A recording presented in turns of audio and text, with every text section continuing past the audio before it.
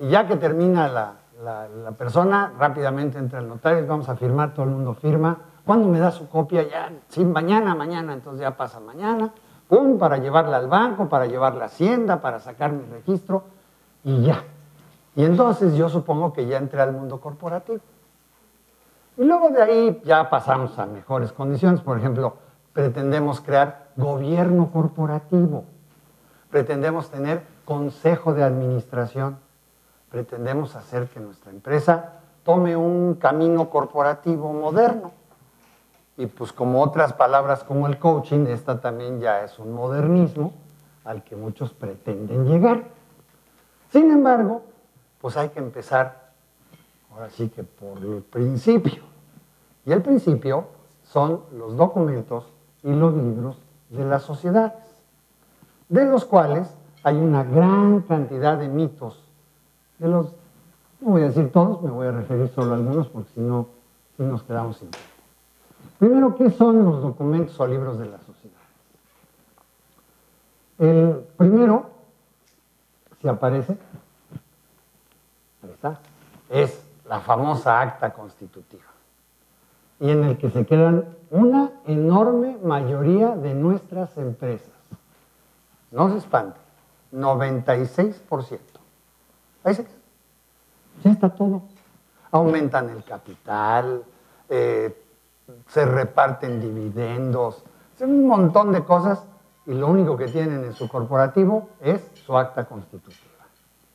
Otra es el libro que representa, las acciones que representan, o los títulos, mejor dicho, que representan al capital social.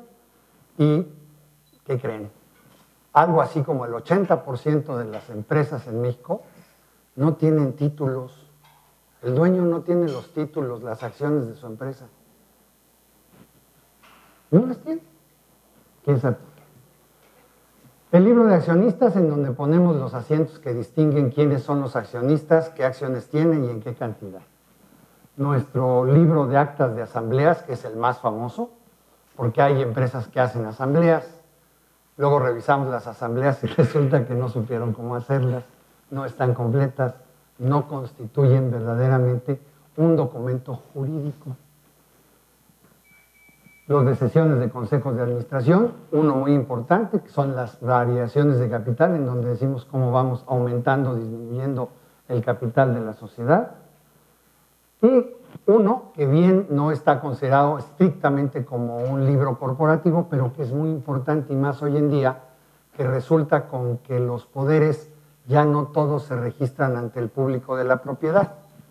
Esta es una noticia que a veces no les cae muy bien y que impacta mucho porque la empresa que otorga o la persona que otorga poderes, no estando ante el público de la propiedad, está un poco indefensa frente al uso de ese tipo de recursos. Bien, ¿qué sociedades? Bueno, pues las famosas 6 sociedades mercantiles, y además podemos agregar a las sociedades civiles. Hay quien me dice, pero nada más las grandes, ¿no? ¿No? El estanquillo, la empresa mediana o la gran empresa, todas, si son sociedades mercantiles o civiles, todas tienen la misma obligación, todas, que es la de tener su información corporativa. Y entonces con esto surge el gran primer mito. No existe ninguna obligación legal para integrar y manejar los libros de actas. Y entonces, pues los señores auditores, los señores auditores fiscales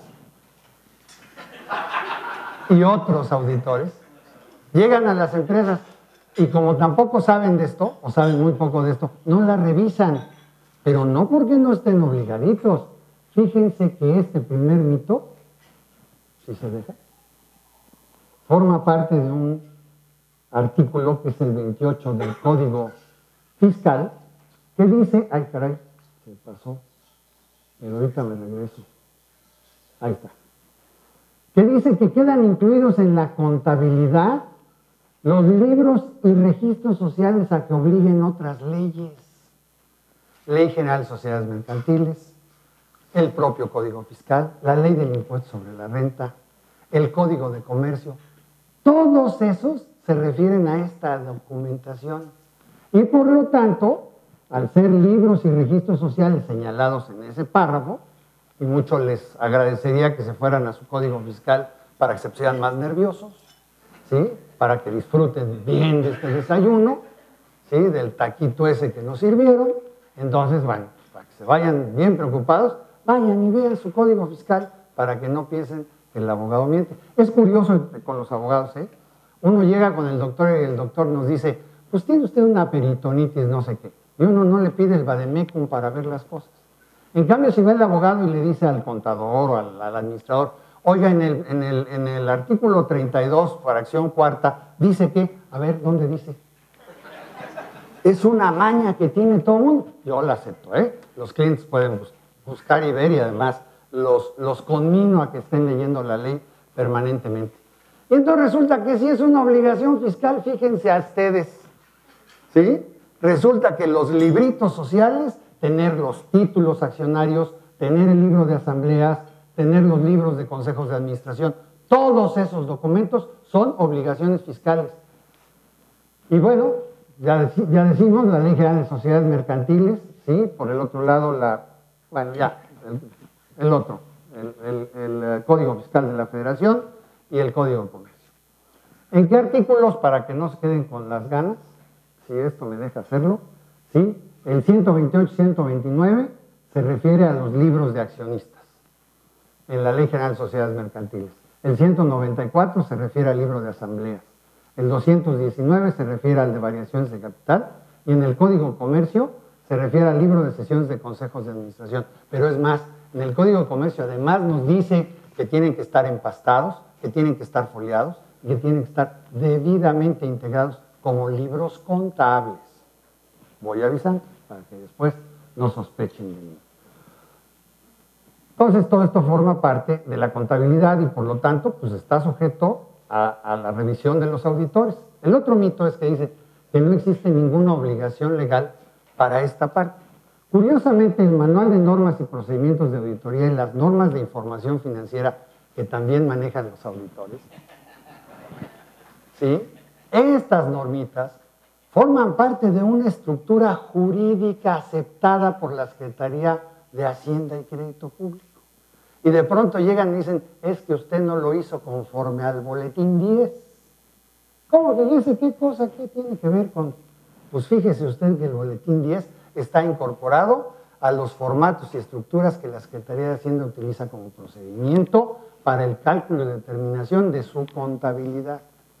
De la misma manera, estos elementos dicen que el auditor está obligado a hacer un inventario de las acciones dentro de su normatividad. Entonces tiene que ir y decir, la acción, el título 1 corresponde a las acciones de la 1 a la 100, del señor fulano de tal, bla, bla, bla. ¿Sí? Ahí hay otra obligación. ¿De dónde? Los documentos o acciones que se señalan en las leyes y las normas también forman parte de la contabilidad. Otro mito dice que no existe ninguna obligación penal por la falta de integración de los libros y documentos sociales. Y aquí siempre viene el, ay, caray, fíjense que sí. Resulta que tiene implicación penal y nos pueden dar frescobote por no tener los libros bien considerados. Vamos a ver. ¡Qué susto! Ay, tal fue el susto que ya les digo que me regresé. Bueno, ahí está. El 388 del Código Penal nos dice que si el administrador, entonces todo el mundo dice, no, pues es el gerente. No, fíjense a ustedes que el administrador es el administrador único o los miembros del Consejo de Administración. Esos son los administradores. Los demás son gerentes, directores, etcétera, que tienen otras obligaciones legales. Pero los administradores son esos dos. Cuando tengo un solo administrador, le llamo administrador único. Cuando tengo más de un administrador dentro de la sociedad, le llamo consejo de administración. Es decir, la suma de varios administradores.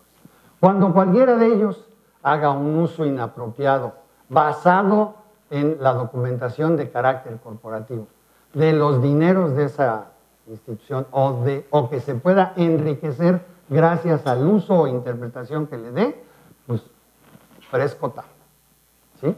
Y puede ser utilizado. Ahí lo tenemos. Otro mito es, mi participación en la empresa está reflejada en la escritura constitutiva y con eso es suficiente. Ahí dice que yo soy socio.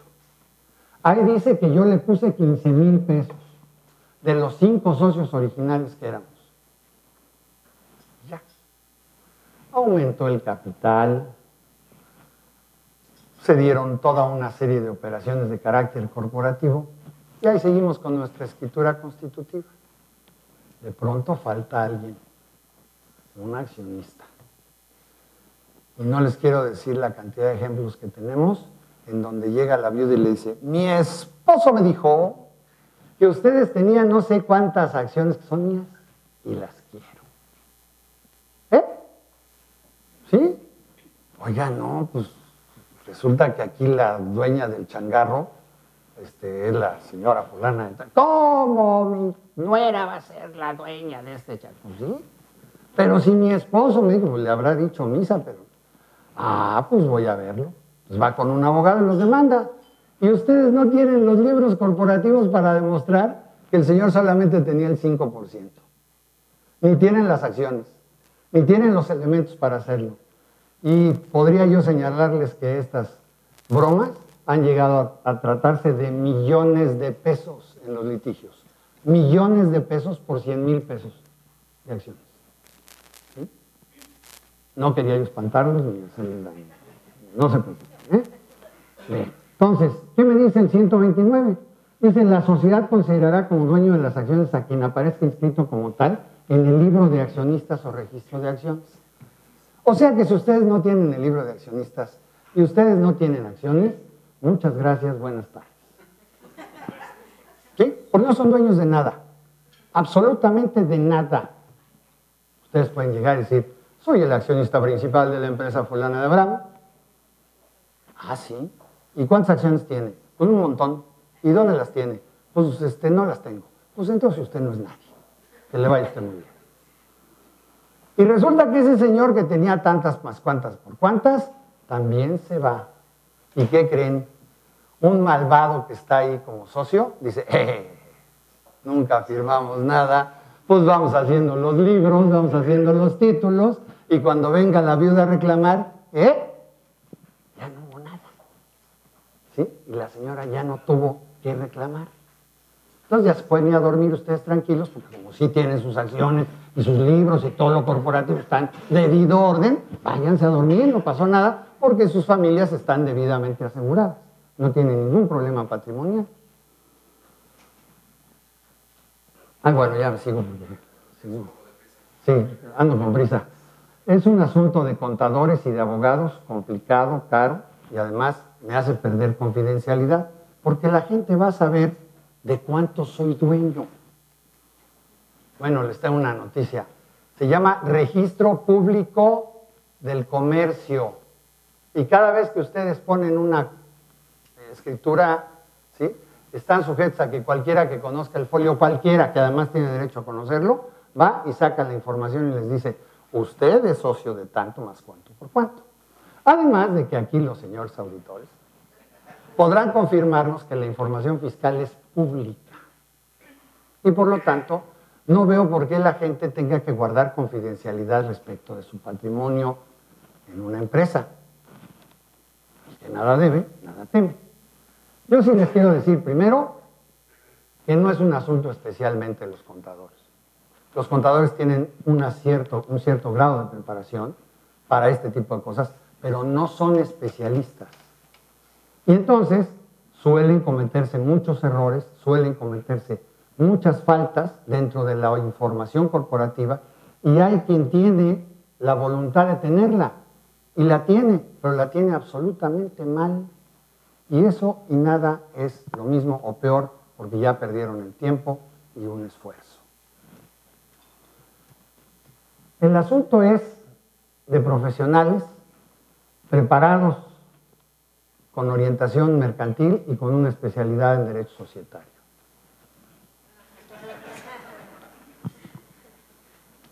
Y, desde luego, sí es caro cuando ya la regaron.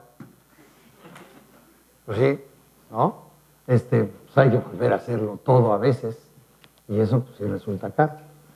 Si de entrada tenemos la sana costumbre de manejar una información corporativa adecuada, no solamente protegemos al patrimonio de nuestros accionistas, obligación que debemos tener no solo los propios accionistas por cubrir su patrimonio, sino aquellos que les administran. Y entonces, pues nosotros en Grupo Albe estamos incorporando varias posibilidades para resolverla.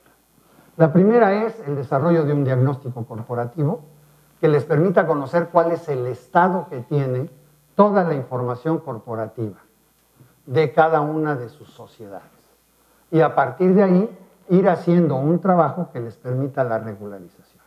Adicionalmente, y más adelante, Martín les va a ofrecer a ustedes cursos especiales, porque nosotros pensamos que con cualquier preparación bajo una base ya de conocimiento administrativo, cualquier persona puede entender cómo hacerlo y hacerlo bien, de tal manera que no tengan que estar recurriendo a lo costoso de los abogados especializados. Y ahí nos ponemos a sus órdenes. Preguntas, las que gusten, pero rapidito, ¿eh? Por favor. ¿Alguna pregunta? Sí, claro. Yo creo que muchas empresas fallamos en eso porque somos empresas familiares o de un solo dueño.